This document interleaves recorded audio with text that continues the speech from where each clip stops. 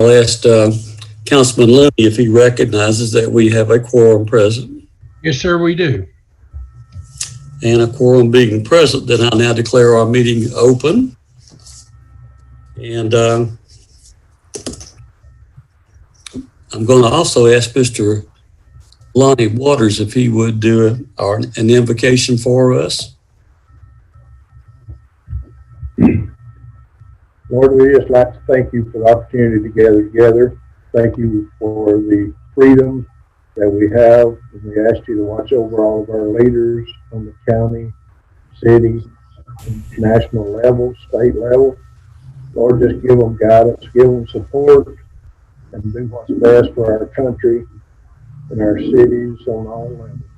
Lord, we just ask you to watch over our council, city manager, mayor, everyone involved in conducting these businesses. And Lord, let them just use your knowledge to do what's best for the city. Lord, we just ask you for these favors and blessings in your name. Amen.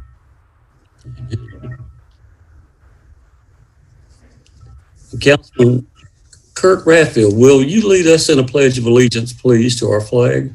Absolutely. I pledge allegiance to the flag of the United States of America, to the republic for which it stands, one nation, under God, indivisible, with liberty and justice for all.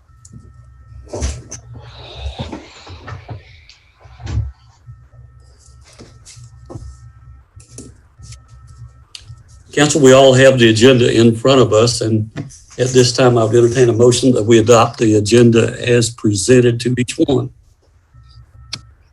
So moved. And a second, please. Okay. Second. We have a motion and a second. All in favor, please say aye. Aye. And opposed, same sign. The motion carried. The agenda is adopted. Our next item of business is approval of minutes of the August the 3rd, 2020 regular council meeting and August the 19th, 2020 budget planning meeting. Have been included in your packages, and I would ask for a motion to approve those minutes as submitted. Make a motion. Minutes is submitted. Second. We have a motion and a second. Is there any discussion? All in favor, please say aye. Aye. Opposed, same. Minutes are adopted. Under old business, this is our final consideration and approval of ordinance number 2020-22 for the amending of the City of Jasper alcohol ordinance to permit open containers within the central business district. And I'll ask Brandon to bring this to us.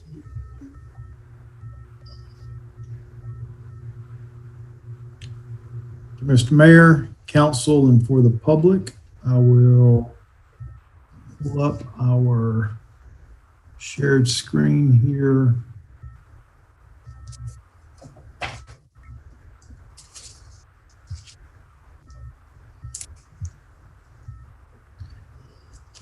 And you may recall, council, that the August 3rd meeting, there had been an ordinance, a first read of sorts, favorably considered for a containment area in our downtown. Subsequently, there had been a request made by council members Looney and Rathfield to incorporate the additional green space along with this section to incorporate into the exhibit. And just to back up just for a moment, for those who may not be aware, there had been a desire to aid in the continued development of our central business district to allow for alcoholic beverages to be essentially out of an establishment that has a valid alcohol license to kind of walk out and to window shop or wait for a seat at a restaurant or just to take advantage of sidewalks, etc. it was favorably reviewed for a first reading of the ordinance. This is the second reading, final consideration, thus the incorporation of these two additional areas. Now, for an update since the August the 3rd meeting, there had been a discussion from staff. Lonnie Waters and I had met with the new owner of what's referred to as the Woodbridge Inn property. And I had advised them that at the time, we were considering an open container ordinance, and there was a desire by the property owner to ask for consideration to incorporate that into the exhibit. I did advise them that I would bring it to y'all's attention to see if that's something that y'all would want to consider, which would in essence follow the Woodbridge over to this general area of the property and incorporate back into this corner. So I did not presume that it was something that you all wanted to do. However, I think Mr. Syfan would attest that since there's nothing of any great significance in the ordinance itself of substance, it would be merely an amending of the final exhibit to reflect the final consideration of the ordinance. But I'll defer to legal on his recommendation if the council should favorably review this and want to incorporate that. I would probably want to add a little language to the ordinance to just add that area in by the written description to be consistent with the Exhibit 1. But, you know, that wouldn't be difficult to do. And if the council approves it tonight to add it, then we'll just revise the ordinance accordingly. David, moving forward, will this be easily amended if other areas want to add on? It can be, you know, what we probably can do is I can add a little language to the ordinance, and it's already in there to a certain extent, but I'll beef it up, that basically says that the map controls, and then we can just amend the map for each area that we add to the open container district. Good.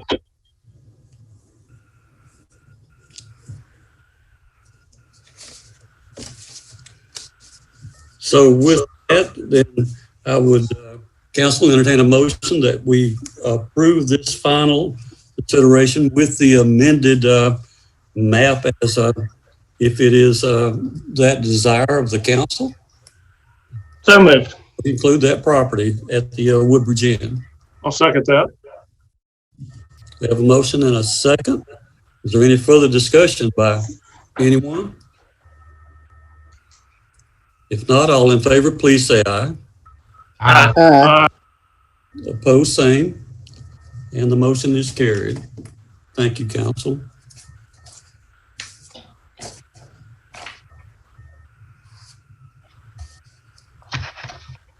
Our next item, D, is, C, before Kirk catches me, because he always does if I get out of line here.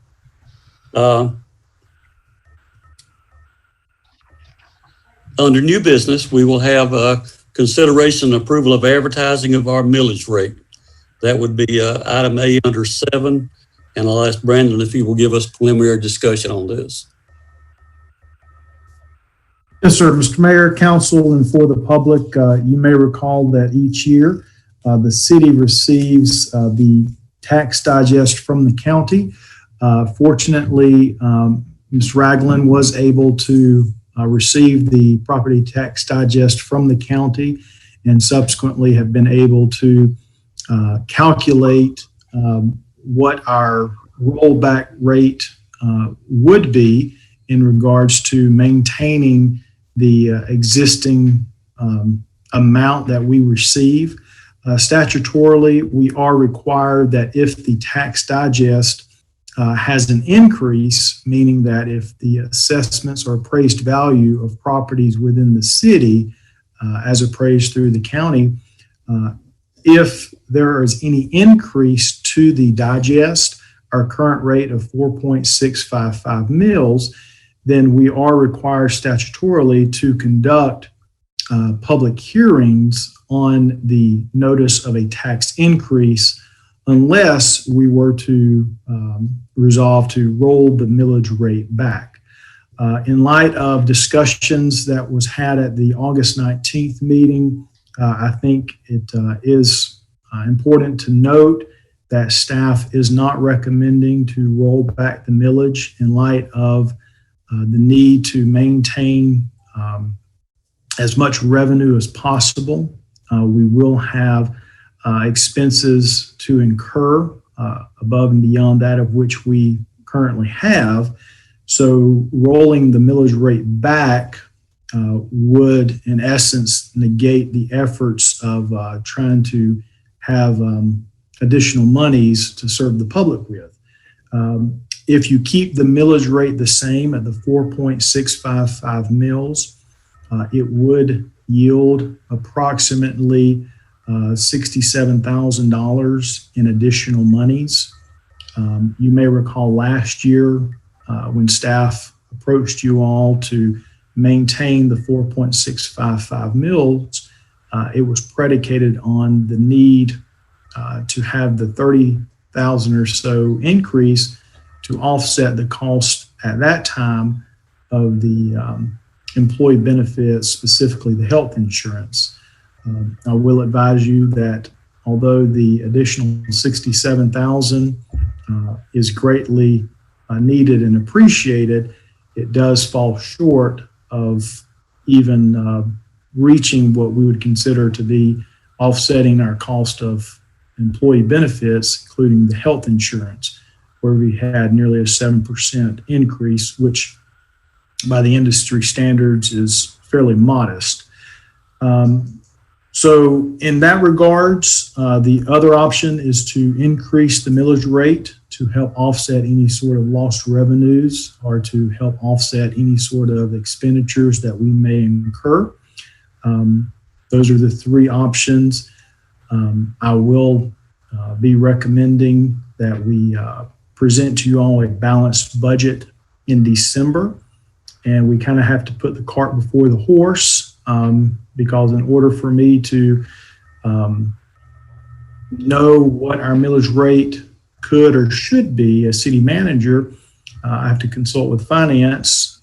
They subsequently run numbers based upon what a tenth of a mil, what a 1 mil, 2 mil, et cetera, increase would look like in order for us to then project out any sort of potential deficit that we may have in the general fund. We will be conducting our budget workshops in October and have the public hearings in November, December for our budget, but we will have to approve the millage rate prior to then. So I will let Beverly speak if I've missed anything, and if y'all have any questions to her, and I'll come back and kind of wrap up kind of what my thoughts are, city manager recommendation. Beverly? I need to let everyone know that I was contacted by Pickens, and they are delivering the digest to the Department of Revenue on the 25th of this month. And in order for us to meet our obligations under CGA, we would need to advertise twice and have 3 public hearings. And the advertisement has to be a week before each. So we've got the date, and that's our next topic is to approve the schedule of public hearings. But I've got, we will need to turn something into the paper tomorrow by noon in order to meet the first advertising deadline of the 17th, which is this Thursday. she's asked that we advertise on the 17th and the 24th. And that's what we are required to do before the digest can be approved for the whole county.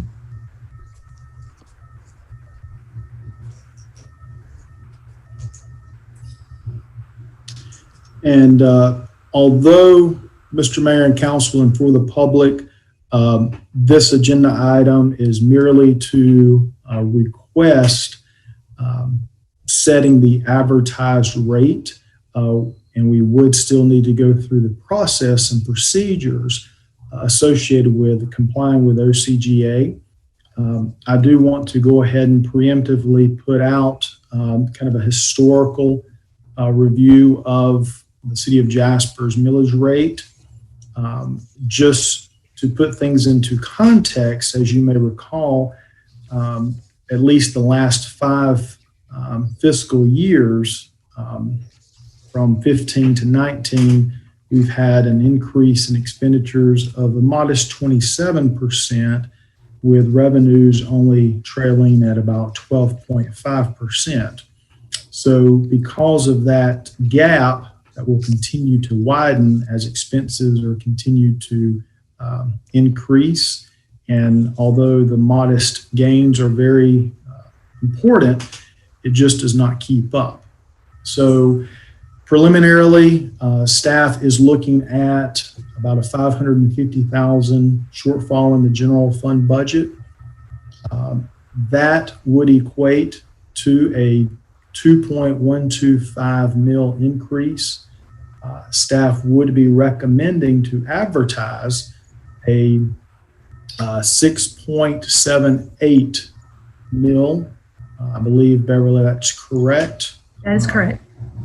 And this enables us to do our due diligence as staff to present to you all a future balanced budget, and then to give you all information in September and October that you can then use for making decisions on what the final millage rate should be and what sort of implications to our budget as well as to our taxpayers would be.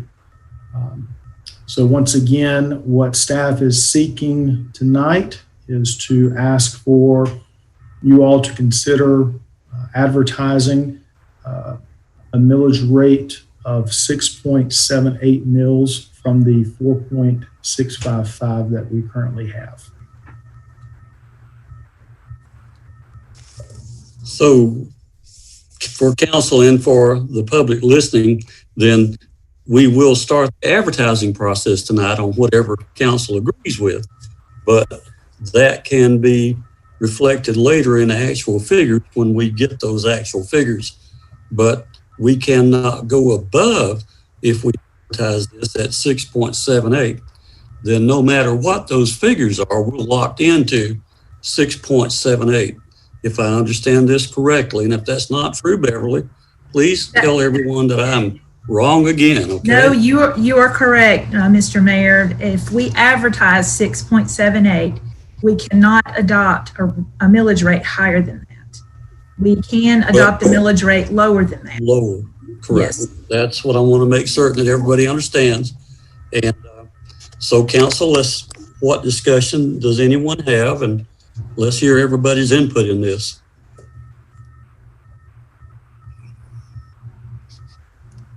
Mayor and council, this is not, a perfect situation, but we were elected to be fiscally responsible. So I certainly appreciate the information being very clear and precise given to us.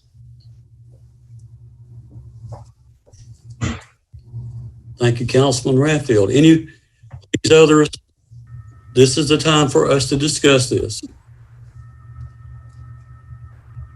I agree with Kirk's comment, and it's never easy, but let's get the budget prepared and see what that leads us to in the next couple of months. Thank you, Jim. And Ann, if you would, please. I agree, and I think we definitely need the balanced budget, and we need to advertise what staff is recommending, and then once we get the actual numbers, we can hopefully adjust from there. Councilman Proctor, your thoughts, please. Well, I think it's important for us to point out that this is an accumulation over time. This predicament is not something new this year or last year. It's just that it has presented itself as with very, very few opportunities at this juncture in time to make it right. And we've not done any exorbitant things. Just like any other entity, if you have continually rising expenses and decreases in revenue, then you have to adjust it. And I think that the feedback that I've gotten from the public about our transparency in this situation, the putting it up front well in advance, I think all of those things, the conversations that I've had have been positive along those lines. And quite honestly, for many years, many of the people that have supported some of the changes that have occurred in our city over the last 2 to 3 years have been very vocal for much longer that this was a needed process and would relish it. I'm sure that's not going to be what the entire member of our constituents and taxpayers say, but I fully support the recommendation. And coming from the business sector, I can tell you that when your expenses outrun your income, that you're either going to raise prices or you're going to cut your staff. And I would like to point out to everyone listening that we have had that process since my time as being mayor, since the first of the year, that we have, unfortunately, as people have left, we have not replaced them, to the point that we do have some glaring holes in some of our service delivery and can't do exactly what we would like to have there. So that being said, then I would entertain a motion, council, that we authorize the advertising of this rate at 6.78 mils. And all of us understand that that can be less, but it cannot be more. Mayor, I'll go ahead and make the motion to advertise the rate of 6.78 mils. We have a motion? Do we have? Second. Have a motion and a second. All in favor, please? Brandon, do we need to approve the rate and then approve the advertising? Just because we're advertising only and not approving the rate, you all will just be authorizing staff to take staff's recommendation of 6.78 as advertising for the mill. Okay. Any further discussion? Then all in favor of moving forward with staff recommendation of 6.78, say aye. Aye. Aye. Opposed, same. Motion carries.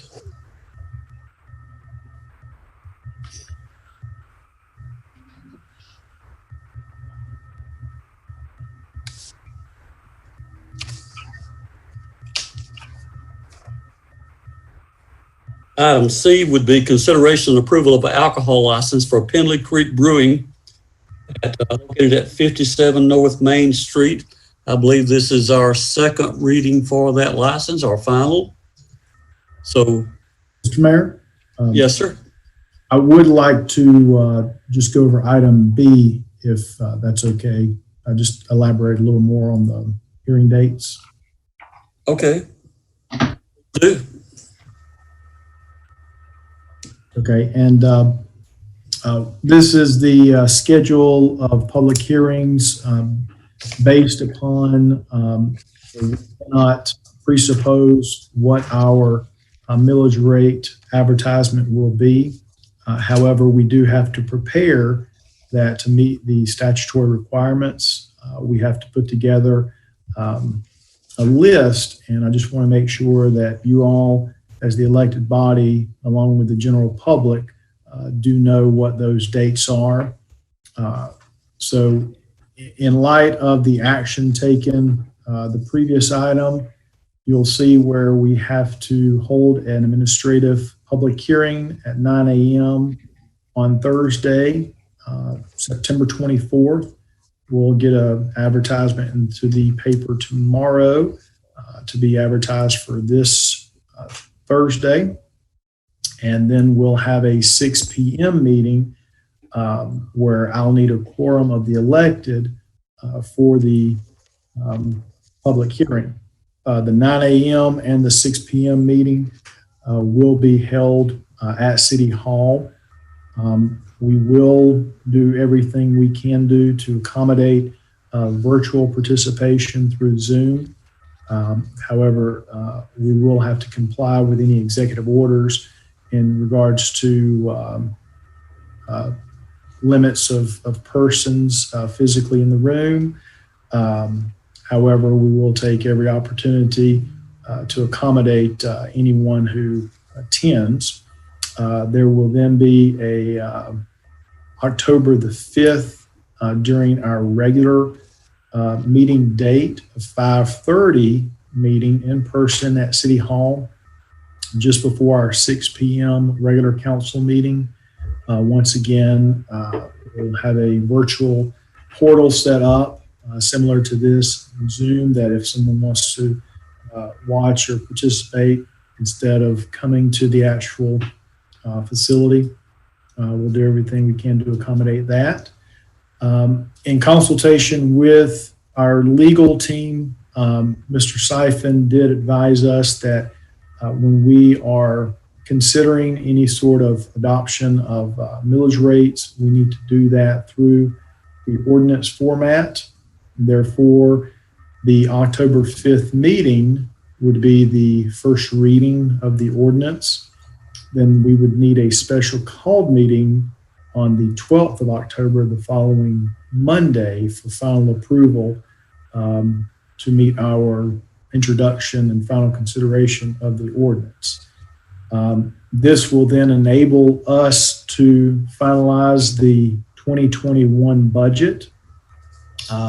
It's a pretty aggressive timeline, but we feel comfortable that we can, in essence, put together all of the expenditures and all of the estimated revenues, and then at the final adoption of the millage rate, we can then plug that number in, and if there's a need to utilize fund balance, we'll just reflect that in the draft budget. If it's a balanced budget based upon any sort of final millage rate, we'll do that as well. Hopefully the October 22nd date for work session is the only one we need for the budget. But if not, we'll have October 29th reserved if needed. And then we'll get back on schedule with our normal November meeting date and then December adoption. So just wanted to make sure that you all have this and that we just kind of make sure if there's any need for clarification, Beverly, Lindsay, and I can help with that.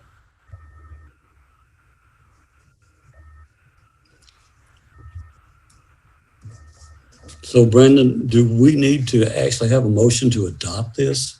Because I felt like we covered it on the other one, but thank you for this. I would like council action just so that we have in the record that any of these special called meetings. And the dates, okay. Yes, sir. Okay, council, at this point, I will entertain a motion to approve the dates as submitted for the actions that we will be taking on the advertising. I'll move. Second.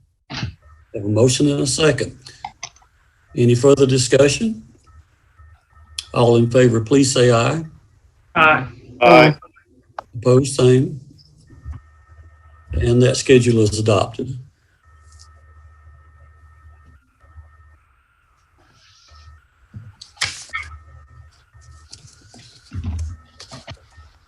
Now we'll go to new business. Item C, consideration of approval for alcohol license for Pendley Creek Brewing Company. And this, I believe, is our second of this. And so, council, I need a motion to approve. So moved. And a second. Second. And before we vote on that, Brandon, do you have any further on this? All is in proper order and advertisements, etc.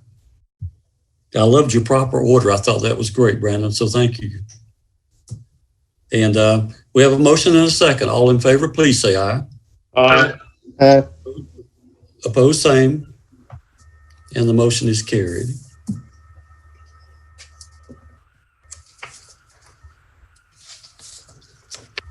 Now, this next item is a little unusual.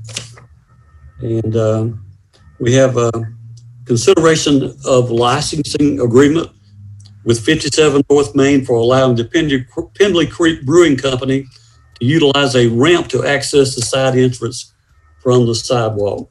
And I think there are several options on this, and we will ask Brandon to bring those options to us, along with Lonnie Waters. Yes, sir, Mr. Mayor and Council, and if I may, what I'd like to do on this particular item is just talk about the access, and then on the next item, kind of address some of the options. And I apologize to Mr. Syfan that I have not been able to add him to this agenda, although I will, Mr. Mayor, defer to him on the legal components of the licensing agreement. But just to put this in some historical context, last year, council had approved for a business along Main Street to utilize a ramp of sorts through a temporary licensing agreement for access. So taking that same consideration into plans, what we're doing is we're saying that you have a public sidewalk that the city, in essence, owns the rights of way. And there is a door to the side of a business, an in-cap business on Main Street, that in order to meet code for egress, ingress, assembly, there's a need for them to put a ramp structure that would then, in essence, fill the entire sidewalk. Lonnie can kind of talk a little more specifics about that, but I did want to at least give the context that this action is a little similar to the One Sweet World that we did last year. Once again, it's just to help accommodate a business that otherwise needs to have the access in order to operate. So I will pull up the actual aerial. Please forgive my terrible drawings. But in essence, this is the side of the building where the door is. You can see that the sidewalk is 5 foot, but in order to put some sort of ramping structure, it would just about eat up all of this. So from an access standpoint, we're asking. So Lonnie, do you have anything you want to add to the discussions with the access?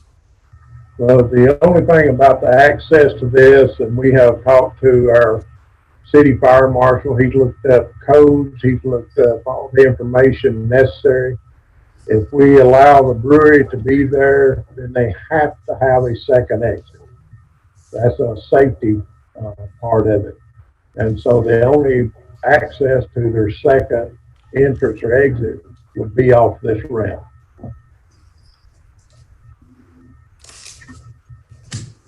And Mr. Mayor, if Mr. Syfan wants to speak on the licensing agreement, maybe he could shed some light on kind of the idea behind this in terms of giving the city the best protection. Syfan, if you would, please, sir. Sure. Thank you, Mr. Mayor. within your package, there is a proposed license agreement that I drew up, trying to achieve the objectives of allowing the brewery to use this proposed space, but meet the code. So basically, a license is not a grant of an interest in real estate. It's just a grant of a use of an area on real property, and it can depend on what type of license. The license typically spells out the use allowed, and in this instance, we're going to allow a ramp to be constructed on the right-of-way. The term of the license is a 1-year term, but it would automatically renew unless the council took some affirmative action at least 30 days prior to the end of the term.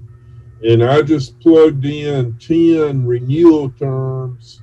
We can do it longer than that because in actuality, the council is just only committing to 1 year at a time. So if there are issues with it, it's not like we're trapped into the license agreement for an extended period of time. It would just be a 1-year term, and each renewal term is for 1 year. It allows them to build the access ramp. The access ramp has to be designed and submitted to our building department, which has got to approve it. It's got to meet federal and state codes as well as our building codes. The tenant, the brewery, can't assign the license agreement to anybody without our permission. If they sell the building or sell the brewery, then we don't necessarily have to grant the license to the purchaser, but we can if the council wants to. The licensee is assuming the risk of using our sidewalk for this purpose and is indemnifying us for the use. It's got to carry liability insurance in the amount of $1 million. And after the end or whenever they want to end the license agreement, the brewery, they'd have to remove the ramp from our sidewalk. The only other thing, I know Brandon's going to talk to you about options with the street. And depending on what the council decides about those options, we may want to have a condition that there would be like a 2-sided ramp that would go up to the door, but then a ramp that would go down from the door on the other side, so that if we don't extend the sidewalk into the street, a pedestrian would be able to walk up the ramp and then down the ramp without having to get into the street.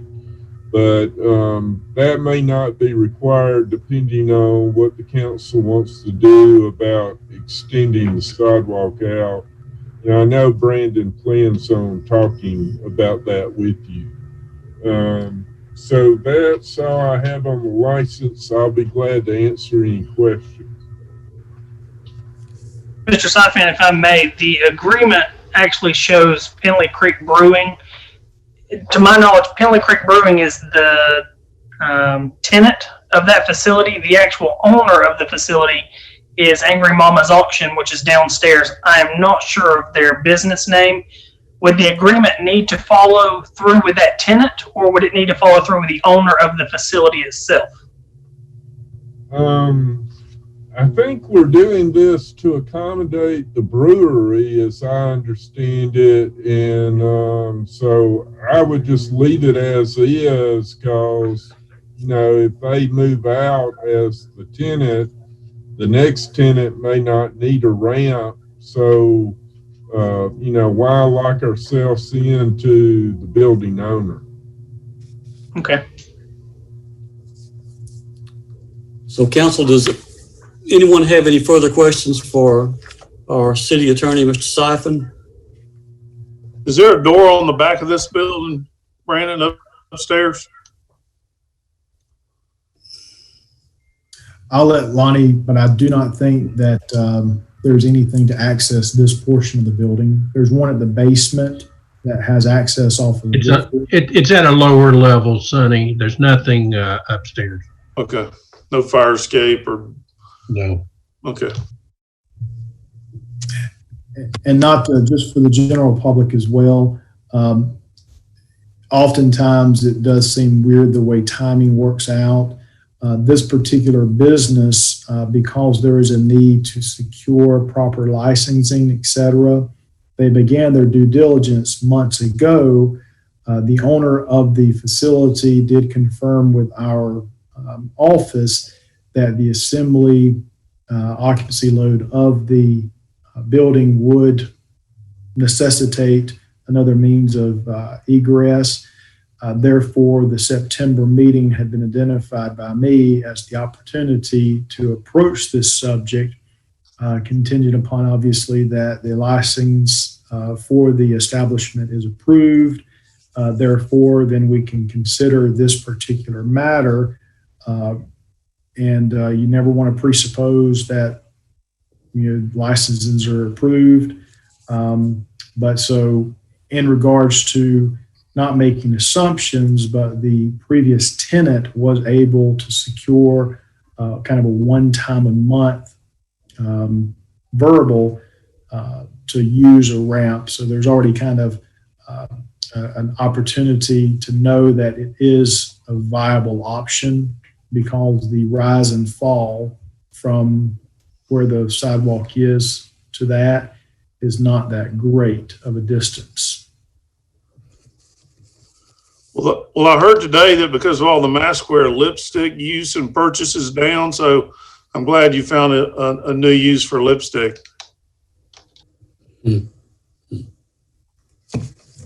So council, we are entertaining a motion to approve the licensing agreement with Pendley Creek Brewing Company, LLC, to utilize this ramp. Have a motion? Do I have a second? Second. Any further discussion? All in favor, please say aye. Aye. Aye. And opposed, same. The motion carries. Now, part B of this is the next portion of this, wherein we talk about the options that are relative. And this is consideration of options relative to the sidewalk along Stegall Drive. And we're certainly going to ask Brandon to bring this to all of us. Yes, sir, Mr. Mayor and Council. And once again, I apologize for I don't apologize. This is about as good as I can do in regards to this. So perhaps I'm just sorry that I'm not good enough to do better exhibits. Nonetheless, I did want to at least illustrate visually as best I can to kind of set the stage that we have a 2-lane road right now, a 2-lane, one-way road that feeds into a 2-lane Stegall. There are many options to consider with regards to how we allow vehicular and pedestrian traffic to function in this area. Should the brewery open up and they install this one-way ramp, what you would find is that as you turn the corner as a pedestrian, you would in essence be blocked when you arrive at the base of the ramp and only one way to go into. So you would have to get into this particular area If there's a car here, you wouldn't be able to traverse that, so you'd have to turn around, come back through, and go back down. Totally okay. We are providing access. It just may be an inconvenience for pedestrians. So in your packet, staff had recommended several options. There has been some new information revealed that does cause me to preemptively say that staff does not have a recommendation and would actually defer a future decision once we have more due diligence due to ideas that we may have had. When you take a bureaucrat like myself and then you send Lonnie out to speak with qualified individuals, contractors, to take those ideas, they may not be as viable as this city manager thinks they are from a constructability standpoint. Specifically, the widening of the sidewalk. If you were to eliminate these parking areas and just merely widen the sidewalk, you could have, in essence, a 24-foot lane, 2-lane, to 20-foot, 1-lane. So it would still meet the requirements of a fire truck or larger vehicle, school bus, etc. And you could have a much wider sidewalk that would be like a plaza area. I will let Lonnie take it from here when he got laughed at by a couple of contractors when Lonnie suggested the city manager's idea. Go ahead, Lonnie, and tell them how crazy that was. Well, it's really not a crazy idea. It's just going to be a little more intensive than what we first thought. The idea is to take from where the sidewalks are now, move them out toward the middle of the street on both sides, approximately 11.5 feet. Then, when that happens, then the people at the brewery, or if the restaurant and past restaurant is sold, which just by happen, I didn't set this up. The owner came up to me and talked, and he is wanting to put a deck down the side of the building. The brewery has mentioned that they would put a deck down the side of the building. This would also give you, if you put the deck there, you would still have room for a 5-foot sidewalk. But in talking to 2 different concrete companies, the right way to do this is not just go in there and add 11.5 foot of sidewalk, because the crest in the center of the road, it V's up and it will throw all the water into the curbing, which is going to be below asphalt. So it's actually going to throw it on the sidewalk. So both of those companies recommended that we take up the entire street, including the sidewalk. Go in there and put the sidewalks, make them on each side one form of concrete and not have it jointed and have it level. Then take the center of the street down to where it will match the curbing and the guttering. Now on Smoke and Mo's side, down at the bottom, there is what was the barber shop, and there is an issue there. So we would have to put a storm drain in there and extend the pipe 30 feet into Mark Whitfield Street to where we actually have a storm drain. So that should accommodate any water that comes into that area.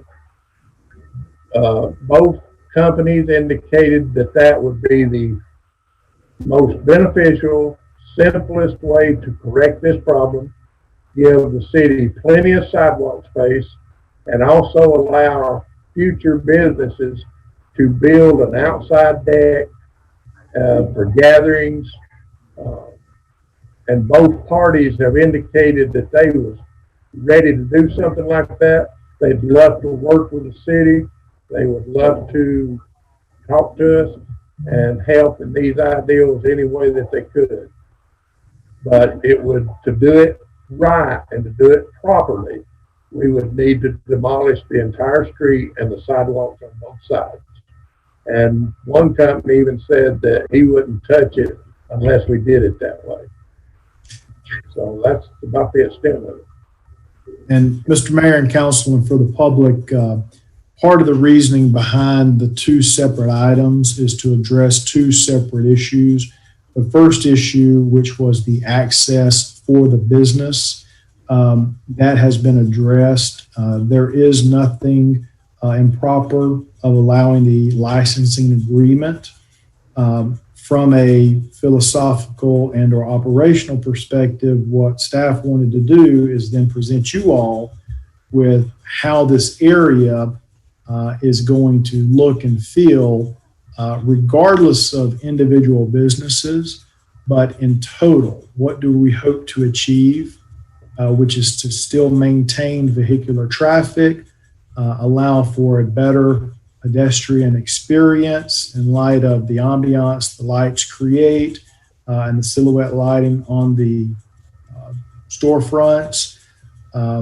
Because it was a little more intensive than originally anticipated, it's not as simple as me seeking y'all's approval to move forward with throwing down 10, 20 yards of concrete and moving on. So I wanted to at least make sure that I kind of sought after y'all's direction on what to pursue in terms of due diligence, or merely table this item, give you time to think. We had consulted with Mr. Faust and Ms. Ann prior to, but it was based upon my assumption that we could just throw some concrete down. So if you want us to just take this back to committee, let them kind of kick around the options a little more, one option above another, do some more due diligence in terms of what the cost would look like if we did it the right way, or there is nothing wrong, Mr. Syfan. I don't think there's nothing wrong with us just leaving it alone, allowing the license agreement to happen with the business, sign some stuff, maybe block out some of the parking areas right here on the side that people could theoretically go around. And these would do away with temporarily. People could just walk around. Just some ideas. And I would agree with that, Brandon, that you could either eliminate those parking spaces to give pedestrians a way to walk around the ramp, or as your memo indicated, they could do like a two-sided ramp where a pedestrian, instead of entering into the door, would come back down, and it would be like a wedge going up to the door, maybe a little plateau, and then coming down. And that way the pedestrians would have a way to walk without having to get into the street. Brandon, being on that committee, could we recommend that staff continue to pursue maybe the cost of doing it the right way, get us some more figures, what would be the best way to do it, and some cost on which either one of those ways, so we can make some decisions at that point? I would certainly think that would be advisable. Time just ran out before I could really continue. Right, and I understand that. I just wonder if we recommend it from here forward for y'all to continue to look at the process and see what we need to do from there. Yeah. Is that a motion, Ann? Yes. I'll second that. Okay, so we have a motion and a second to table Now, is there going to be a time certain on the table? Ann and Brandon? We're not I don't know when these tabling. people open. I believe the motion was to ask staff to get numbers together on how to Correct. do it correctly. Does that need a time stamp on it, Steve, or?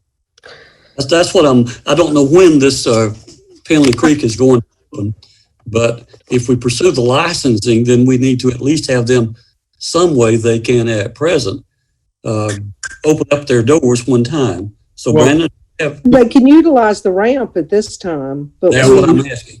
Yeah, they've already received approval for the licensing agreement. So they have that ability if they were to open, which they are months away from opening. So it does afford us a little more time to, Okay. but yeah, we could. And I Yeah, would say that what you do with the street could affect the ramp. That, you know, if you're going to leave those parking places in place and not extend the sidewalk, then I think we would want the ramp to be the wedge, kind of where someone could walk up and walk down without going into the building. I don't know what the brewery has planned, you know, how they may want the ramp that way, I don't know, but it could raise their cost a little bit. I think since they're going to just be opening in a few months, that we make the recommendation that staff continue to progress forward with looking at our options and the cost of it, and not a timeline on it. Okay, so we have a motion and a second for staff to pursue the options and find cost on that without a time frame. So is there any further discussion? The only thing I'll add is I have been in contact with the brewing company, the owner of the facility also. These individuals are very excited. They're very dedicated to what they're doing. They want to enhance our downtown area. And in my opinion, this is our time to make that development, that, that really we can honor our downtown district and the way it's changing and the development that's going along with it. We're trying to create that environment and that atmosphere. This will assist us long term in attracting the businesses and the citizenry we want visiting our downtown district. We want this to be a welcoming place. And while I do understand the wedge ramp idea and everything, the ultimate goal is for the outdoor dining to be prevalent in our area so we can attract those to our city. We certainly want our city to be a destination. I believe that the last option, if we were able to examine the cost and the effort that it would take, while it may be the most expensive and the most extensive, it's also going to be the option that pays off the greatest for our community long term. So I believe now's the time for us to take that step. Brandon? I think we get I have a question. I have a question. Hello. Who has a question? Is there any particular reason why we're going to do it on both sides of the street? Staff was just me, just aesthetics, uniformity. Yeah. All right.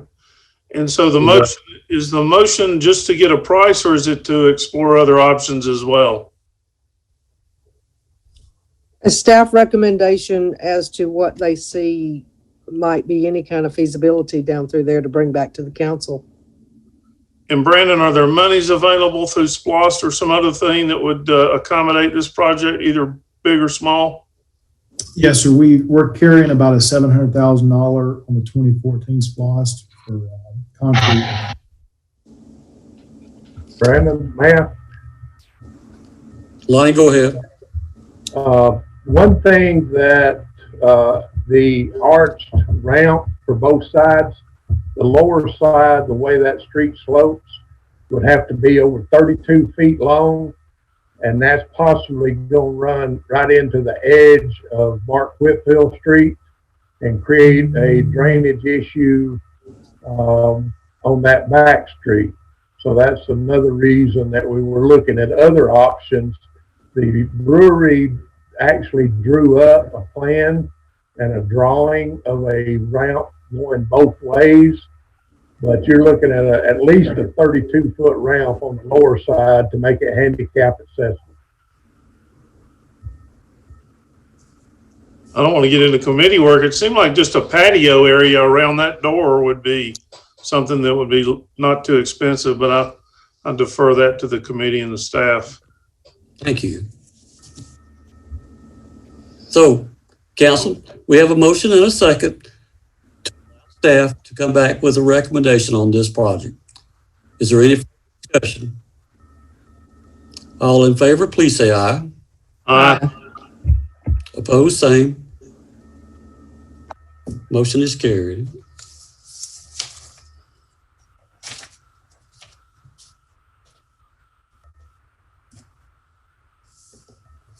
Item F is consideration of purchasing playground equipment for City Park and the associated work to finalize the improvements utilizing SPLOST funds. So, Council Member David, would you bring this to us, please? Yeah, what we've done is we've got the bigger children's equipment in, and now we've gone back to look at the toddler section to move forward with that.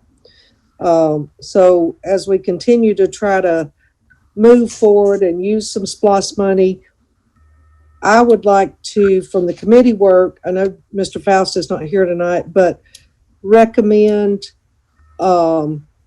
that we move forward with up to $50,000 for the playground equipment and the fencing for this area so we can get it all enclosed. And of course, they'll have to do the, it'll all have to be commercial grade and the.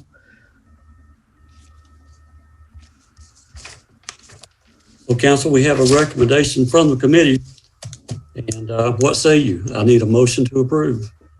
Make a motion, we approve the expenditure of up to $50,000 for the installation of playground equipment and also fencing. We have a motion to approve up to $50,000 for playground and fencing. Do we have a second? Second. Motion and a second. Any further discussion from council? So these are coming from 2020 SPLOST Park and Recreation. What's our total expected for that this year? Do we know that? We had originally projected 70,000 per month beginning July 1. We got the July receipt September 1 at approximately 67,000. Awesome, thanks. Any further discussion? All in favor of the motion, say aye. Opposed, same. The motion carries and we can move forward.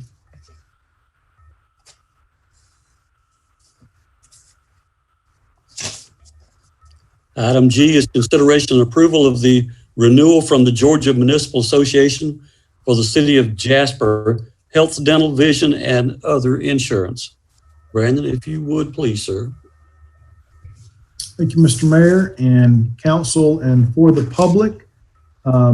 You'll have in your packets a couple of spreadsheets and actually a bit of a presentation from MSI Benefits, who's our consultant. We are part of the GMA Blue Cross Blue Shield network. We do yield a bigger benefit by being in that pool.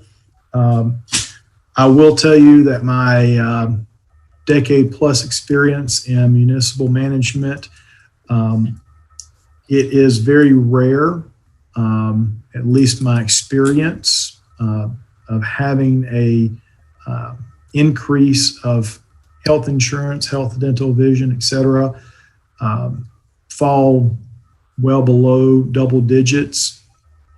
This is the second year in a row to where we have done such. Last year, I believe it was around 4%. This year, taking into account any sort of absorption of employee contributions, we would essentially yield about a 7% increase, which is about on par for any sort of just industrial standard, industry standard average in terms of just built-in increases that health providers and insurance companies have by way of agreements of inflation, et cetera. So in that regards, it is very difficult for me to recommend against anything that's less than 8%. So I would recommend that we move forward with this proposal of, and I would recommend that the city absorb the cost of the absorption if we were to distribute the percent increase to the employees. That would yield a benefit of approximately $11,050 to the city.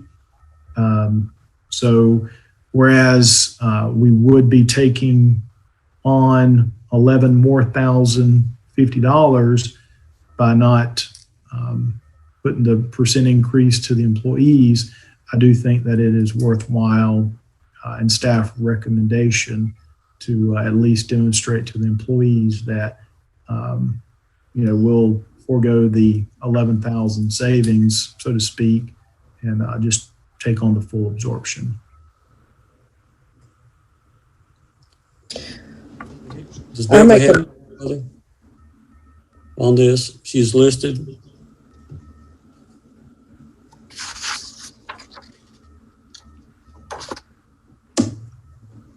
If not, then would entertain a motion. Ann, if you would, please. Make a motion that the city absorb the moderate increase for the healthcare costs for our employees. I'll So second the that. motion to renew and absorb that amount, and a second. Any discussion by council? All in favor, please say aye. Aye. Opposed, same. The motion is carried.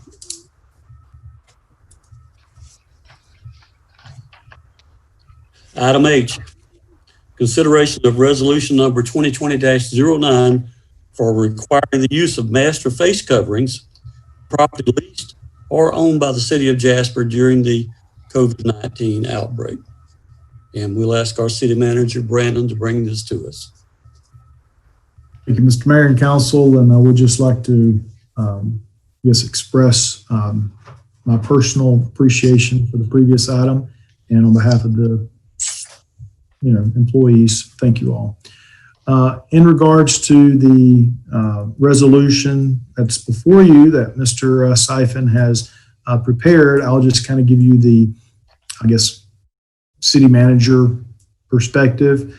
Right now, when someone comes into our city facilities, city hall, police station, fire station, shop, vendors, building department, we do not have a, rule codified through the legislative body, such as yourself, to basically say, wear a mask. It's become pretty well pervasive throughout most private entities, the grocery stores and some big box retailers, that they have the signage up and you just, in essence, know to carry your mask or face covering and apply it, put it on when you're going into to patron their store. What I would like to do is to let Mr. Syfan speak a little bit about the necessity for this resolution by way of a liability perspective, legal perspective, but just from practical application, I've essentially encouraged all of our staff that when they are meeting with vendors or public persons in common area that's not separated by plexiglass or a door or window, to have a face covering on, encourage those to wear one, just to continue helping our part of limiting the spread or transmission of COVID during this pandemic. So it's something that I've been encouraging and in essence practicing myself. And I'll let Mr. Syfan, Mr. Mayor, just kind of speak on the legal aspects of the resolution and implications. Mr. Syfan? Thank you, Mayor.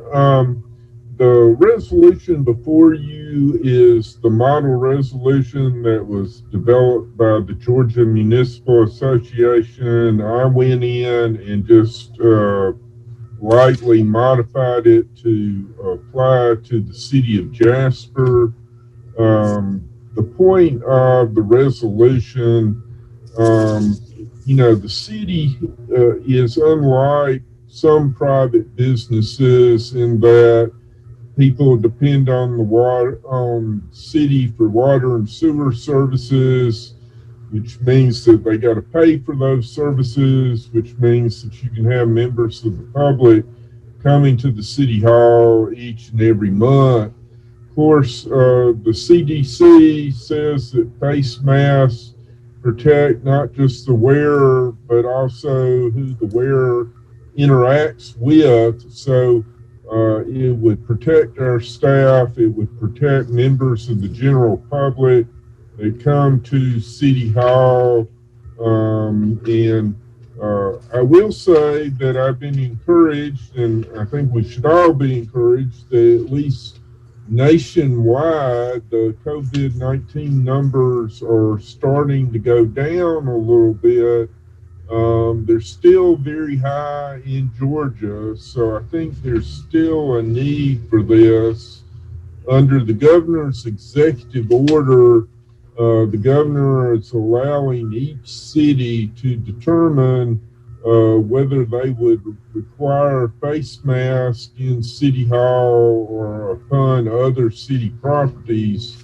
So this proposed resolution is not in violation of the governor's order, and the governor's order specifically allows us to adopt this resolution. So for the protection of staff and also for the protection of the general public, it would be my recommendation that you adopt the resolution.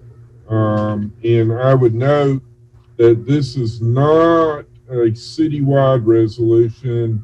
It would only apply to city properties where members of the general public go, which would be principally City Hall.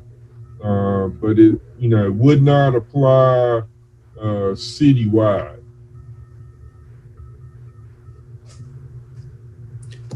So council, we have a recommendation to adopt the resolution as presented to us. And I would entertain a motion to adopt. I make a motion that we adopt resolution number 2020-09, requiring the use of face masks for property owned or leased by the city of Jasper. Second. We have a motion and a second to adopt this resolution as presented. Any further discussion by council? So this would include the police department, I suppose? Yes. And Brandon and I had some prior conversation about parks that are owned by the city, outdoor areas, or those are not to be included? I hope not. Parks would not be included. It's just for buildings. Thank you, David. Any further discussion? All in favor, please say aye. Aye. Opposed, same. The motion carries.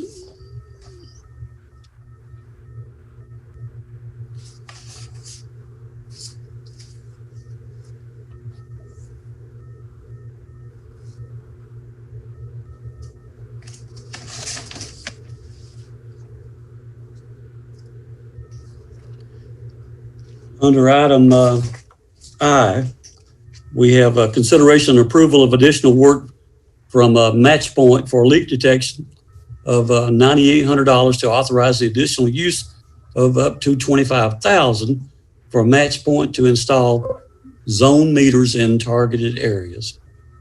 And we'll ask Brandon to bring this to us. Yes, sir. Thank you, Mr. Mayor and Council. You may recall that this was discussed specifically in the February retreat, in so much as we were wanting to continue to help shave off our water loss ratio. We commissioned the assistance of Match Point to do some survey work for leak detection. At the time of the April agenda, the agenda item was authorization of up to $25,000 towards the leak detection work. And the agenda item also had on there for the zone meters. However, at the time, we didn't have a good idea about what the survey data would reveal and what would be a good number to shoot for. So the approval was, in essence, $25,000 towards the leak detection. I think there was a bit of a misstep between staff articulating this to Match Point. As such, Match Point conducted work predicated on getting to a point of doing zone meters, thus the $9,800 additional work beyond the original $25,000 scope. I think holistically, we didn't want to cap, whether it was 30,000, 50,000, 60,000. We just wanted to get Match Point to let us know what work need to be done to better position us to install zone meters in targeted areas to then help us to identify this quadrant of the system continues to have a significant water loss. Therefore, we need to turn our attention towards this area for possible leaks that are draining the system. I think David would attest, and he has, that the survey work, the leak detection has at least paid off in regards to our finished product is below the 2 million per day, which we had been around 2.1 demand a day. I think we're around 1.7, 1.8. So it's at least achieving what we would like. I do want to just come before y'all to seek y'all's approval, albeit after the fact. We have not paid the $9,800 to Match Point. We're sitting on that last invoice, but I would ask for y'all's approval for that $9,800 expenditure that they have done in anticipation of the zone meters. And I do not have the report in front of me. Lonnie and I spoke today. We're going to get together this week and go over it and get with the committee and then identify the strategic areas where the zone meters. If it exceeds the $25,000 for the zone meters, I would come before y'all at the October 5th meeting to just see if y'all are interested in, if it's 30, 35, because I think ultimately we're just wanting to get our system a little more efficient. So with that, a little bit of a hat in hand, apologetic that it blew the PO by about $9,800, but I think the intent was just put us in the best position possible. Council, entertain a motion to approve the additional work for $9,800. So move. Second. Have a motion and a second to approve. Any further discussion by council? And I swear I thought we already passed this, so don't be too hard on yourself. Do we have any idea? 25,000, is that going to be 3 meters, 4 meters? Any idea? It's between 2 and 4. Part of the challenge is Match Point has been so far behind. In April, when we approved the item, I think the idea was 50 or 60,000 for kind of this one-stop shop. And I think that's when it was communicated, there wasn't an amount put on the PO for them. And I think that's why they went over, because it wasn't specifically capped at 125 miles. And I think they went about 140 or so miles of leak detection. But I think you're right, Dr. Proctor. There's been discussions, but because the actual motion was capped at 25. I did want to bring before y'all. And they hope to be in a position in October to do the zone meters. But I can tell you there is a great demand for their work. So they're trying their best to fit us in. Brandon, do you have a wild guess about the success of their search for leaks this time versus last year? You or Lonnie? Lonnie? They found several leaks and larger leaks this time. Last year, they just found one major leak. This time, they found several that were 5 gallon a minute or above. I can't remember the number right now, but it seems like they around 60 or 70 leaks total. And I got a daily report and then a final report, and we put that in a notebook, which I was going to get a copy of and send it to each one of the council and the mayor and Brandon. But the bottom line is they found some leaks. It was money well spent. yes, it did. Good. Any further discussion? The motion second is on board. All in favor, say aye. Aye. Opposed, same. The motion carries.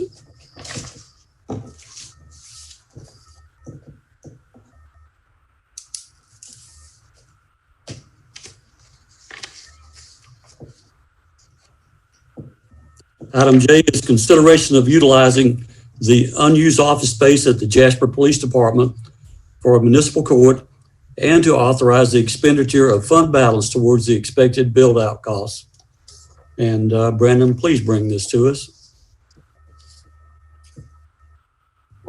Thank you, Mr. Mayor, council, and for the public. You may recall that in the pursuit of operations and efficiencies and to just give a better customer experience to our court and those who utilize our council chambers, staff had presented to you all an idea of having a ramp constructed out kind of back behind the or beside council chambers, so folks kind of enter in from that way that have some mobility issues could use a ramp.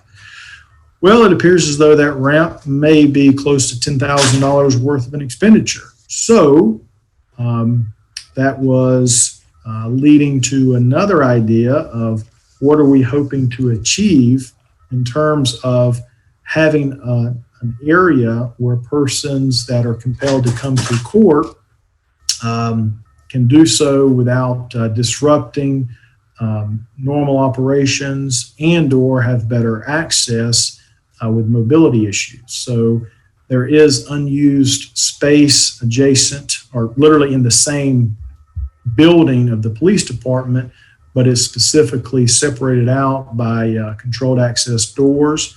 And there is a door at grade with a ramp in front of it already.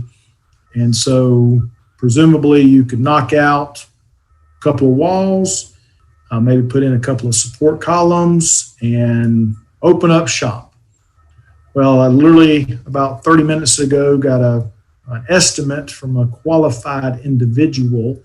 And we do have in Lonnie's department people who hold me honest to being compliant with those code issues and ADA accessibility and bathrooms and stuff.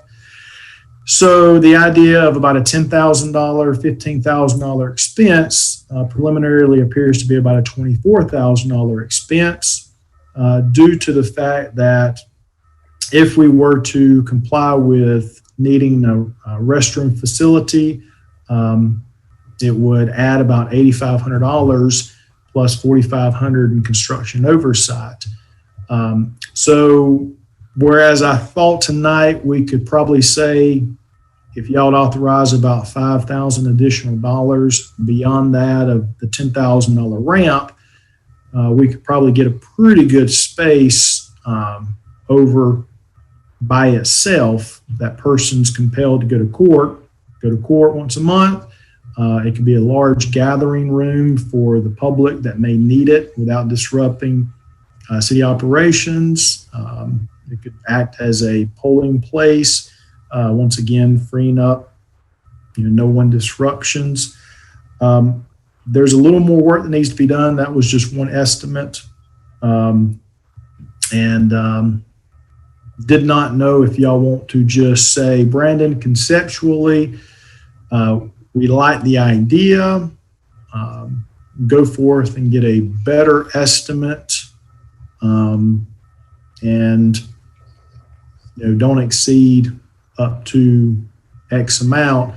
I could not, in good conscience, just say I would support a nearly $25,000 expenditure, albeit it may be money well served. I do think there's better estimates to be had.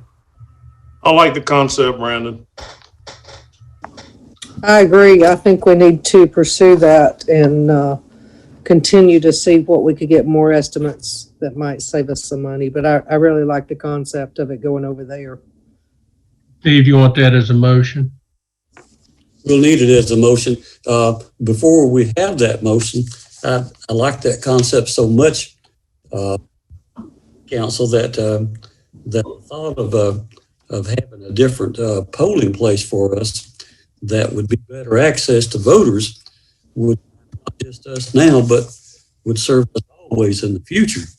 So if we can get out of that for a minimal amount of money, and I'm not saying $25,000 isn't much, but I can tell you that it would beat any land acquisition that we would have to do anywhere if we decided to go build it.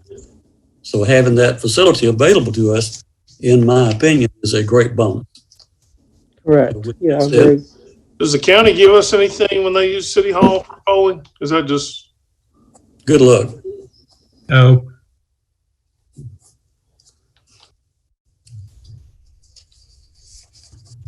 I'll make a motion that we ask staff to continue studying that situation and come to us with some options. They got a pretty good idea of what we want, fits their what they're looking at currently. Let's get some more prices and see what we can do. Second. Have a motion and a second for staff to continue studying this and bring options. Any further discussion? All in favor, please say aye. Aye. And opposed, same. And we will look forward to hearing the final results. Thank you. Item L is consideration of utilizing, no.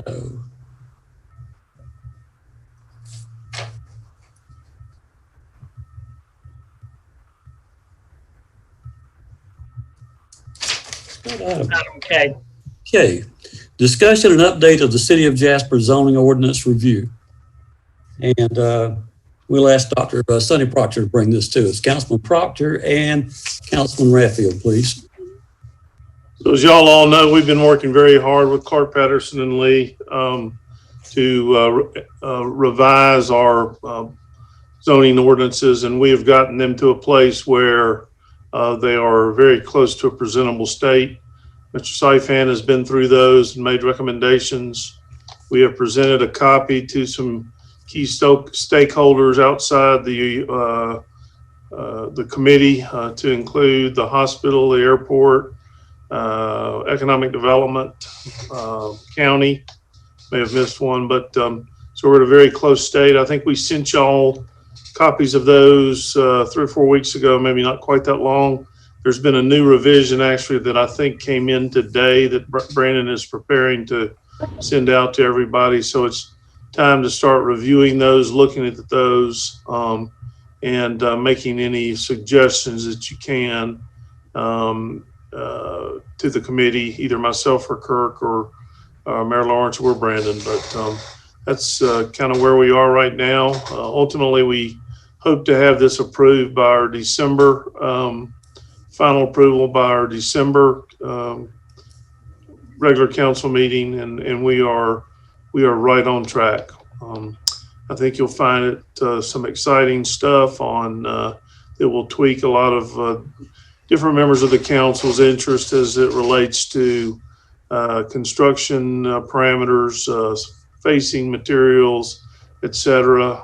There's some exciting and a fairly widespread group of living and zoning accommodations with varying densities and infill, and we've spent a lot of time honing this down. So look forward to hearing back from y'all if you have any suggestions. Councilman Redfield? Well, to Sonny's point, I certainly appreciate all the work that's been going into this. It is a very time-consuming process. Dr. Proctor spends a great deal of time on this, I'm sure more than I do, and I do quite a bit of reading on it. So I look forward to it being completed. It is very, very time-consuming. Thank you. And I don't think there's any item that we need here for approval. It's just moving forward.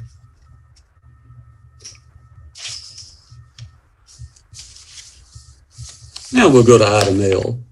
Consideration and approval of pursuing the purchase of raw water intake pump to replace the existing one at Long Swamp Creek through the competitive bid process and in accordance with purchasing policy.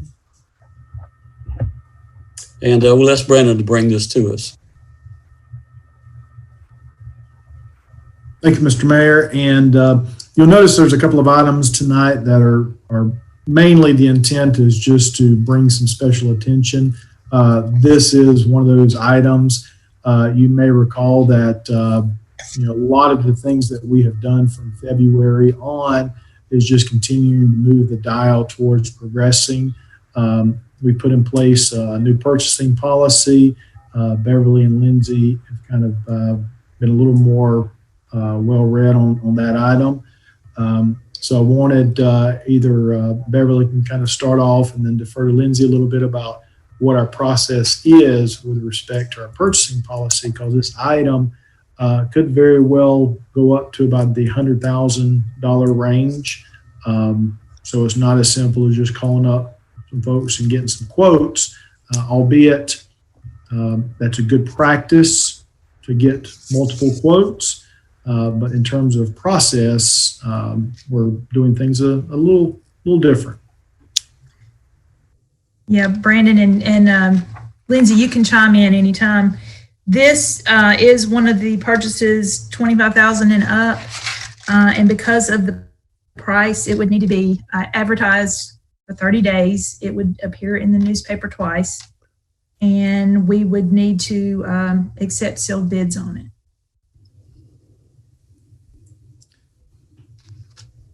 So under normal circumstances, Mayor, it would not be an agenda item, but just to demonstrate kind of our resolve to just begin doing things.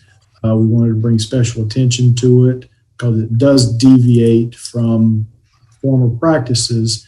And so just kind of add a little special extra attention to things.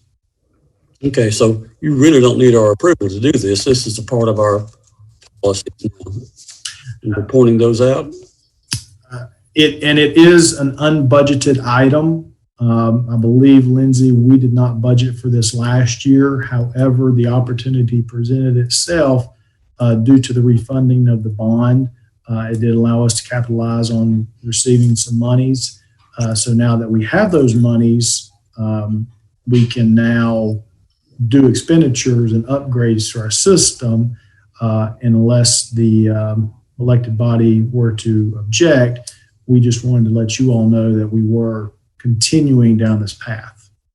And so now, Brandon, if you so desire, we can get a vote from our council approving this. I'm good with it. Y'all, Dr. Proctor?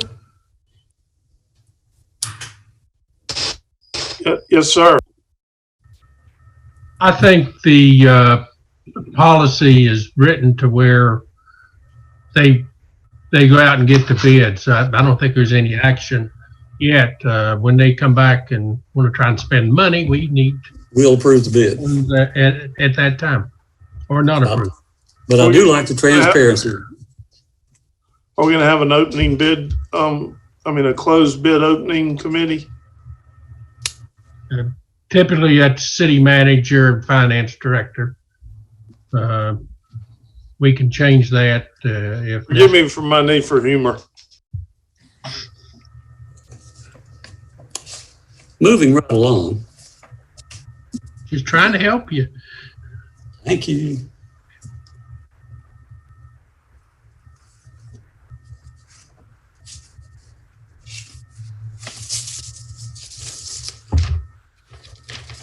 Item N, consideration and approval of water supply agreement between the city of Jasper and Pickens County. Please bring this to us. So several months ago, I think it's me, right? It is you. Several months ago, as y'all recall, we challenged or charged staff with solidifying some of our partners as it relates to water, this is an extension of that.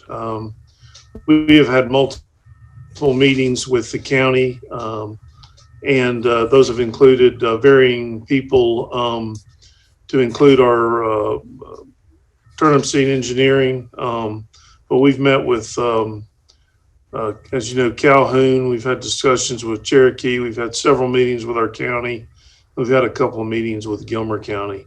And this is specifically an arrangement where we are solidifying our relationship with the county so that we can partner with some of their pre-existing relationships as to obtaining water. So, Brandon, I don't know if you want to elaborate on that or not, but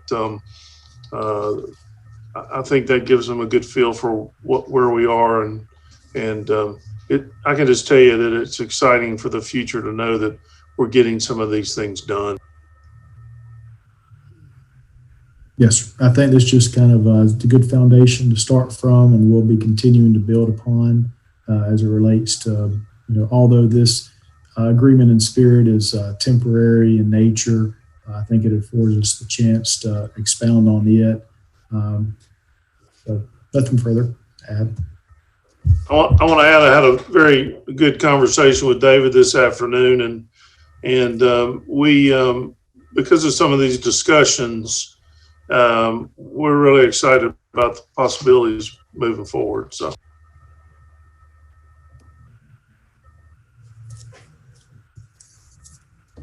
Well, Council, I would entertain a motion that we approve this agreement between the city of Jasper and Pickens County as submitted. So moved. And a second, please. Second. We have a motion and a second. Is there any further discussion? All in favor, please say aye. aye. Opposed, same. And the motion carries.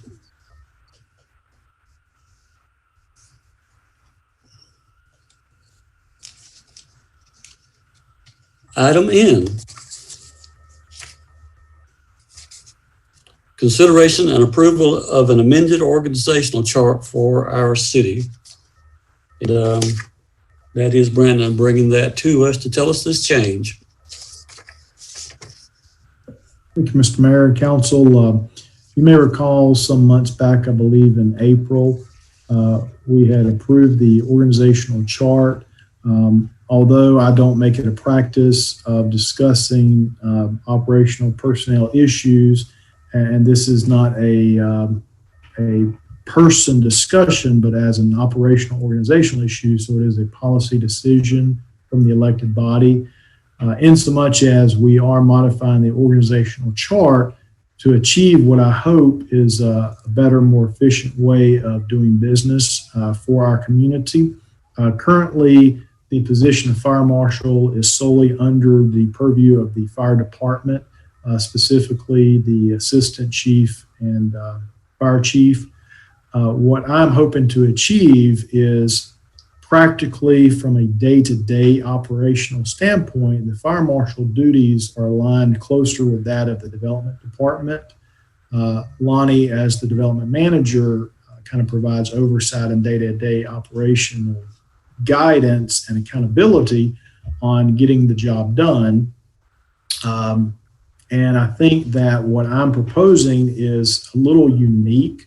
Most organizations do struggle with trying to find the middle ground of saying that you have a qualified fire marshal that does need specialized certifications and qualifications that are under the purview of the fire chief and assistant chief. However, on a daily accountability standpoint of making sure that we hold that employee accountable, that employee is not physically present at the fire station. The fire marshal's job is to work with the building inspector and development team, go out on inspections, job sites, etc. So actual, doing a traditional response of a firefighter is not really a day-to-day. So I'm asking you all to, consider this modification to the organizational chart that would enable us to, in essence, give both Lonnie and the fire chief and assistant fire chief kind of some oversight. It is unique. I'm not always enthusiastic about having multiple supervisors. However, I consider myself to be accountable to all 5 of you, plus the mayor, plus the nearly 4,000 citizens. So I don't think it's too terribly difficult task, but just once again, looking for best practices of making sure we're efficient. So council, we're going to entertain a motion that we approve the amended organizational chart for the city of Jasper. Make a motion, we approve the chart as distributed. Second. And a second. We have a motion and a second to approve as distributed. All in favor, please say aye. Aye. Opposed, same. And the motion has carried. Now for the public at large, this next item is a part of what we consider the rebuilding of our city in a more efficient and more transparent manner. So I am going to read this out to you, which I would ordinarily default to a very short, but I think it's important that we all understand what we're doing here and the amount of work that has been done by the members of our city council and especially the council members on this particular part. So this is a consideration and approval of job descriptions for the following positions. Assistant Police Chief. Oh, let me make sure.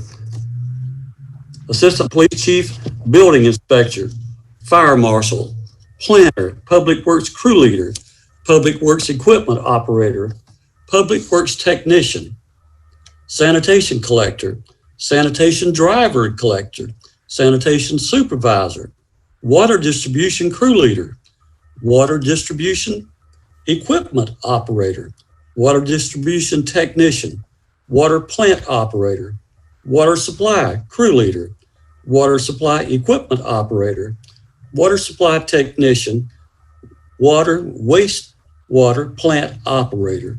And I'm going to ask the committee chairs for this, Council Member Ann Snavy and Council Member Jim Lunar, to bring this to us. If I could, this is a continuation of getting job descriptions for each position. I think I have used the phrase acting like big people now by doing this type of stuff. Tremendous amount of work by staff to get these done and get the department, each department head to agree with what is on here. This is coming close to the end, realizing that as we get close to the end, there's going to be changes. The organization chart's going to change as it did in our prior action. And that's going to mean changes to job descriptions, but this is a good thing, and I applaud staff for their work on this, particularly Stella, who has taken the lead on it. I agree.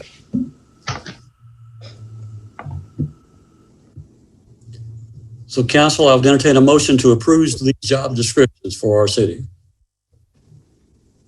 So moved. If I could have a second. We have a motion and a second to approve as submitted. All in favor, please say aye. Aye. Opposed, same. And the motion carries.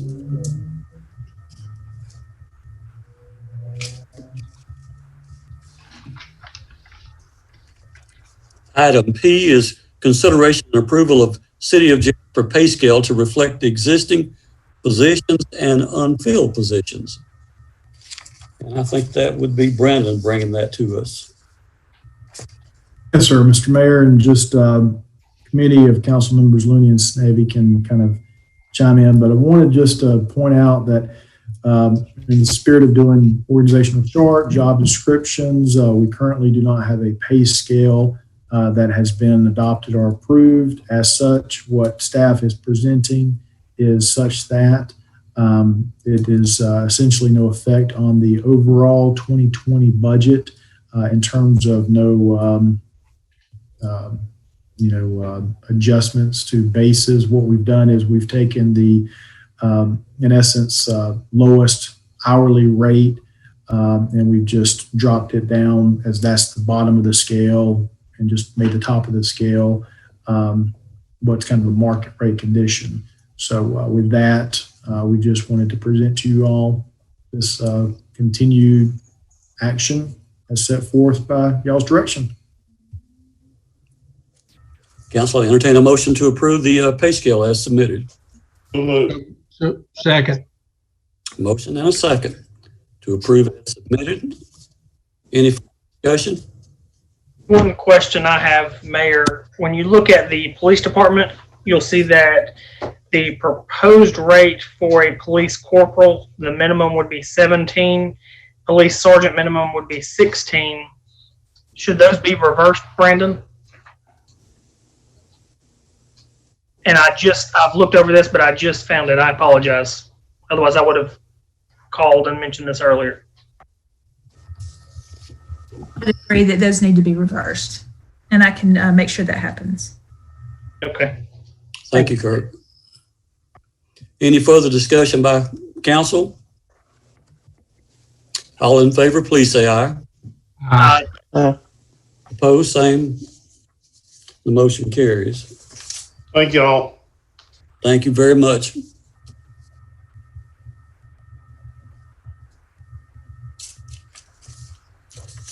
Item Q, consideration and approval of resolution number 2020-10 for the Georgia Department of Natural Resources, pre-application for the Land Water Conservation Fund grant for 2021 funding cycle. And Brandon, if you would bring this to us, please.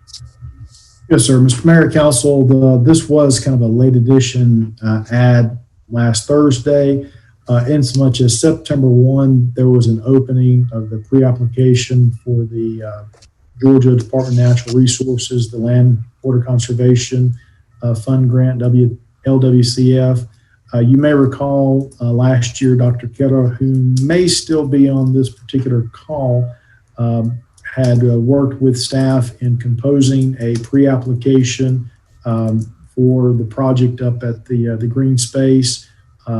We were going for a very robust project of $3+ million with not quite as big of a contribution of 50% as the LWCF requires, albeit I do believe that this is something worthwhile to pursue, taking a modified approach of saying if we phase into the existing concept of the green space, Roper Park green space, that we could put forward a pre-application.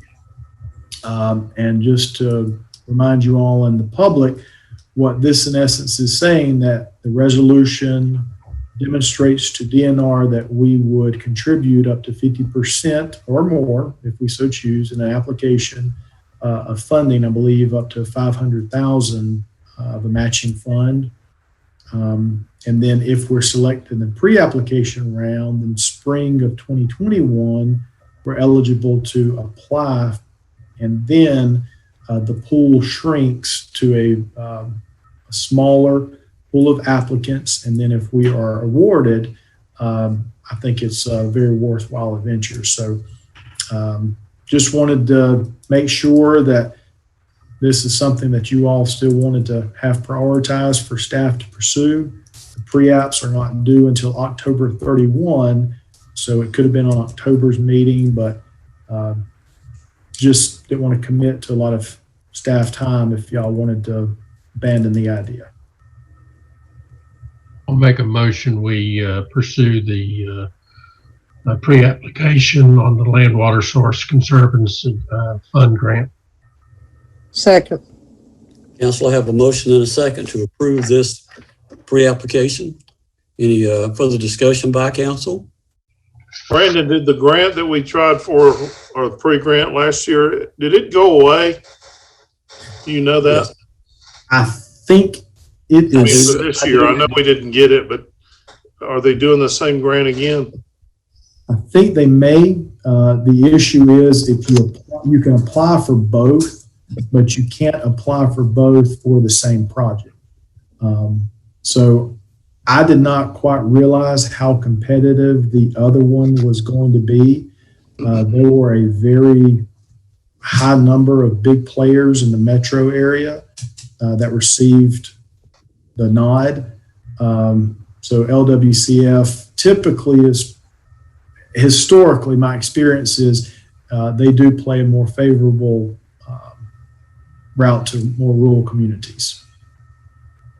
Only suggestion I'd like to make is we devoted a lot of energy to that project, and it involved and included some partnerships with the county. And as soon as we are able to, which obviously is going to be at least another 60 days or so, I'd like to revisit that collaboration on that project long term, if that's what we want to do. But I just want to make sure we kind of have that on the back burner. So, but I fully support us going for this grant. Sure. We have a motion and a second to approve the this grant application. Any further discussion by council? All in favor, please say aye. Opposed, same. And that motion carries. Now, there is another consideration, Brandon, which is a consideration of a request for reduced water and sewer rates. Yes, sir. Mr. Mayor and council, I made an oversight last month in so much as the two applications that you all had before you. One of the applicants did meet the criteria in so much as the income. At the time, they were not the eligible age. However, Rachel did confirm that the applicant was disabled, therefore there is no minimum age. Thus, the consideration was valid in so much as they met the criteria. And the person does turn the requisite age in October of this year. So my oversight for not catching the disability insurance on the supplemental information they provided, but just wanted to make sure y'all are still comfortable with that. We still have not addressed the overall criteria as directed to do, but I didn't want this to pass another meeting without asking. I make a motion that we accept it on the criteria in lieu of our error for not catching it. Second. Have a motion and a second to approve this request. Any further discussion by council members? Can we make that retroactive to when they applied? Yes, sir. I was going to kind of give them that extra month. Does the software allow for that?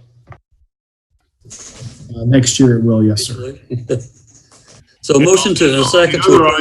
On the other item is, which committee is working on that? Is that administration or water, or have we determined that? Okay.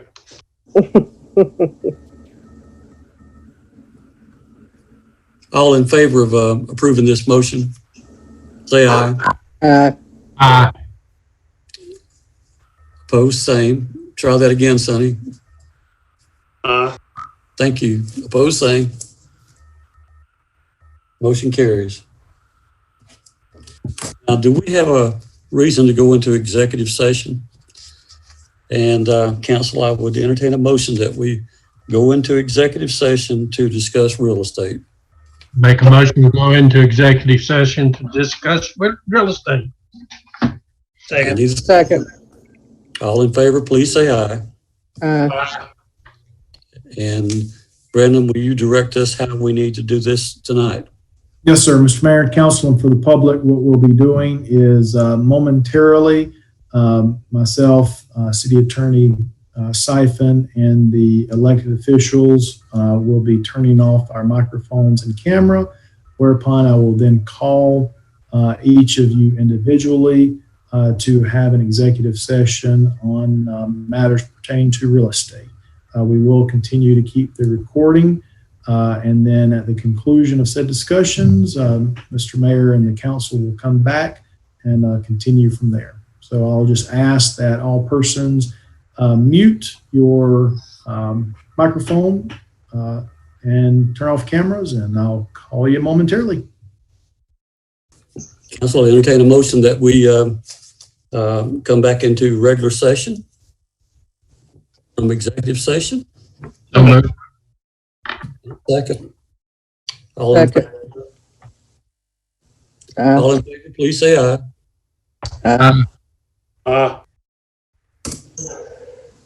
Council, I entertain a motion that we authorize our city manager to pursue a potential sale of city real estate.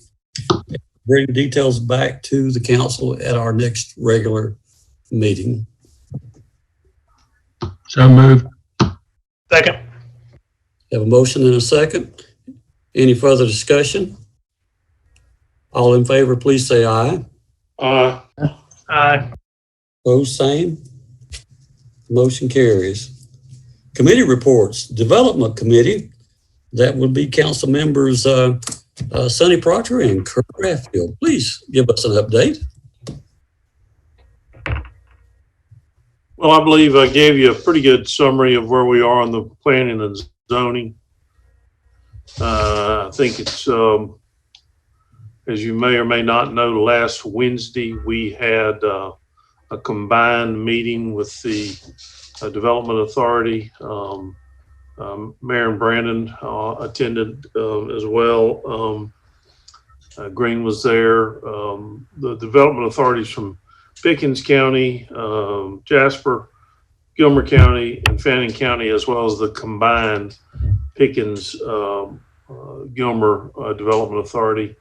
And I did not attend the morning sessions on economic development. Kirk and I had that education at the last time we were in Savannah, but I did attend the afternoon session. I think it went very well, and the feedback I've gotten has been very positive. And let's see what else we got.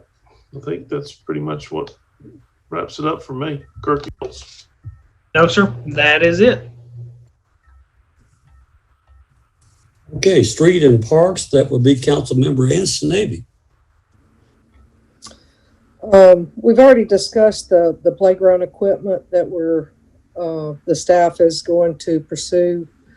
But we would also like to invite the council and the public out to the green space tomorrow at 5:30 to see our new picnic tables that we've partnered with the Chamber of Commerce. And we'll have a photo op there. And wear your mask, and we'll certainly use our social distancing. And there is also Wi-Fi there in case anybody wasn't aware. But also I'd like to see if the staff would pursue more information about Peace Park, getting some plans from Clark Patterson Lee. Do you need that in a motion, Brandon? For professional services, typically there's some exemptions in price point, but I think as a practice, I'd want to get y'all's buy-in to up to about $7,500, not to exceed, for them to kind of design and get a concept. If y'all are comfortable with that, 2020 SPOST monies. Correct. And I'll second that. Thank you. Okay, we have a motion and a second to get Lee with design work at our Peace Park. Any further discussion by council at all? With all due respect, did we not already approve that? A while back. But we can approve it again. Okay. We talked about it last month, Dr. Proctor. There was not a defined amount. Okay. Just to be cautious, seeking that. Any further discussion? I would just ask if we're looking at Clark Patterson Lee for that area. Brandon, I know we've discussed it many times. The council has, if we can include some type of signage on that end of town where Peace Park currently is.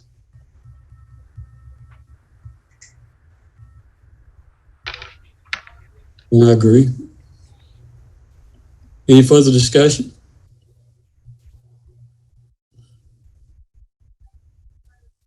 All in favor, please say aye. Aye. Opposed, same. Motion carries. Thank you, Kirk.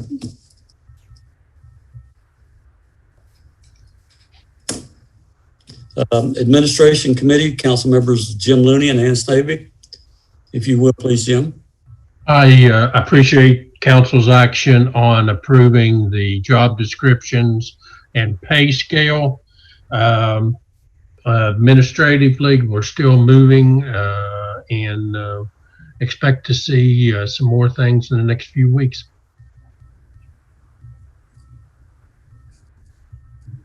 Wastewater Committee, Dr. Proctor, I think you are winging it by yourself on this one tonight.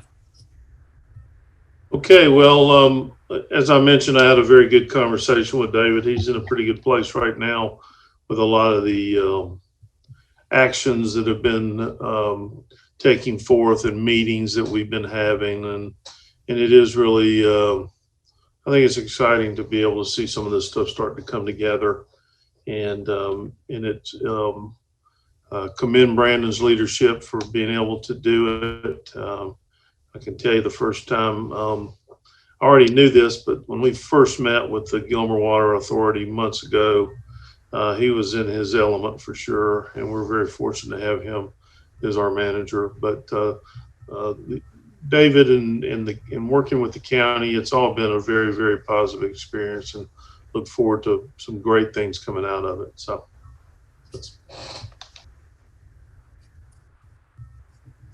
Police and Fire Committee, Council members Kirk Bradfield and Jim Looney.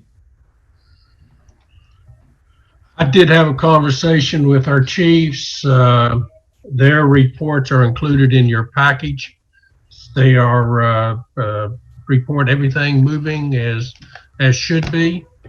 I do have a request that we authorize staff to obtain bids for some public safety vehicles would be paid for out of the 2020 SPLOSH funds. I'd love to have that for the October meeting if possible. So you would like to have you're making a motion to, approve bids for? To ask staff to obtain bids. Staff to obtain bids. For public safety vehicles. I think specifically we're looking at 3 vehicles. 3 vehicles, okay. So council, did you understand that we have a motion to have staff secure bids for 3 vehicles for public safety? We have a motion. I need a second. Second. Any discussion by council members? Mr. Mayor, just if I could, from a staff perspective, some of this did stem from the fact that in consultation with Chief Lovell, specifically, we would be seeking out a couple of police vehicles. Thursday of last week, he had mentioned that he had heard there is a significant turnaround time for getting the police rated pursuit trucks. He had been given the date of March. And so that's if we began the process, not to presuppose that we would receive favorable bids or pursue it. He later learned today that it could be as soon as 6 weeks from some vendors. So because there's uncertainty of lead time, and because we do know that the 2020 SPLOST monies were designed to accomplish certain elements, we felt as though that it was important to communicate the committee that although we had not expected to quickly pursue this, we think it's worthwhile that if we can cash flow this for a couple of months, and then as we go into the October budget meetings with you all, what we would be presenting is kind of a 12-month timeline of utilizing the SPLOST funds as we receive them for the allocated projects identified as priority. Just to get a little bit more into technical detail, Mayor and Council, there have been proceeds from the bond refunding that have been put assigned and encumbered for the water fund. So it doesn't mean that we don't utilize SPLOST monies for water fund. We're just trying to capitalize on all these buckets of money that we have, and then to disclose how we're able to achieve certain projects in the midst of a pandemic or general fund budget shortfall. We can still get things done strategically for our community. Thank you for the clarification. I have a motion and a second. Any further discussion? We discussed this, I think, at the retreat, and I couldn't remember what the result was. Did we decide to defer that at the time? I can't remember. But anyway, I think it's great. It's good to see these SPLOST dollars coming in.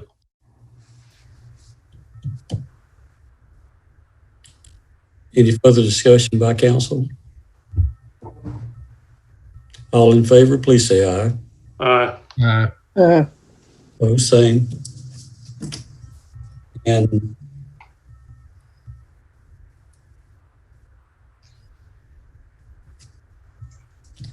before I get to a financial report, I want to say one thing further about the potential ribbon cutting that we have for some tables that have been donated to our space. And those people hopefully will be there so we can give them their recognition.